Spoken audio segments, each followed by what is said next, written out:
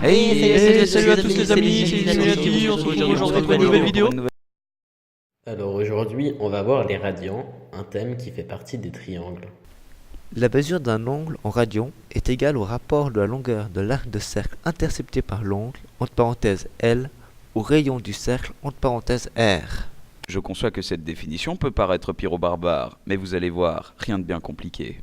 Mais dis-moi Noah, comment est-ce qu'on calcule un radian ? Alors Brugère, Un radian, ça correspond à la taille du rayon sur son arc de cercle. Puis ensuite, on mesure l'angle entre le milieu du cercle et la fin de cet arc de cercle tracé en rouge ici. Cet angle sera toujours égal à environ 57,3 degrés. Donc, Voici trois correspondances très pratiques entre des degrés et des radians.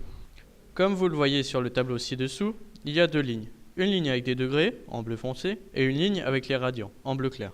Sur le côté gauche se trouve la formule pouvant passer des degrés en radians, et la formule sur la droite permet de passer des radians en degrés. Comme les calculs sur les radians sont toujours effectués de la même manière, il est conseillé de poser les formules avant de commencer les exercices. Nous avons des radians et nous voulons trouver son équivalent en degrés. Afin de faire cela, il faut réaliser le calcul suivant. Radian fois 180 sur pi donne un nombre de degrés. Inversement, si on a des degrés et que l'on voudrait des radians, on fait ce nombre de degrés fois pi divisé par 180 et ça nous donne l'équivalence des degrés en radians. Maintenant, nous allons passer aux exercices. 53 degrés est égal à combien de radians?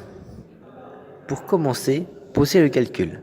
53 degrés fois pi sur 180 est une fraction irréductible. Donc, le résultat le plus simplifié sans avoir un nombre à décimale est 53 pi sur 180.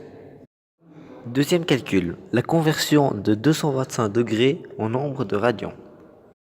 Une fois le calcul posé, divisez 225 par 3. Comme vous avez divisé le dessus de la fraction par 3, vous devez également diviser le dessous. Le résultat est donc 75 pi sur 60. La fraction n'est toujours pas irréductible. 75 et 60 ont comme diviseur commun 3.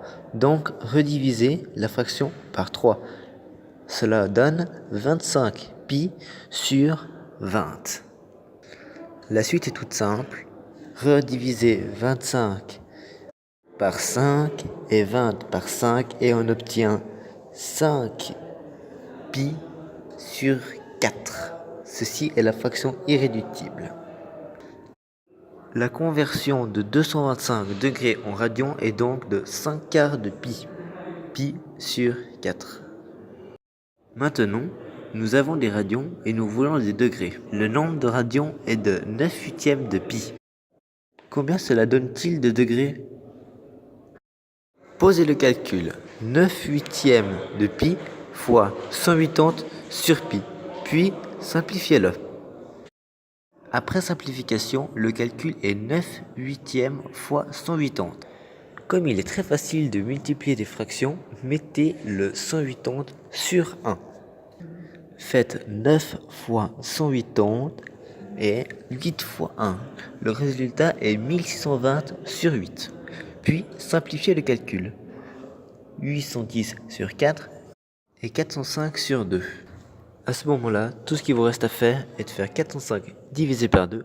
Le résultat est donc 202,5 degrés. Merci d'avoir regardé jusqu'au bout. Aux 2000 pouces bleus, nouvelle vidéo sur le remake de Pokémon Jaune.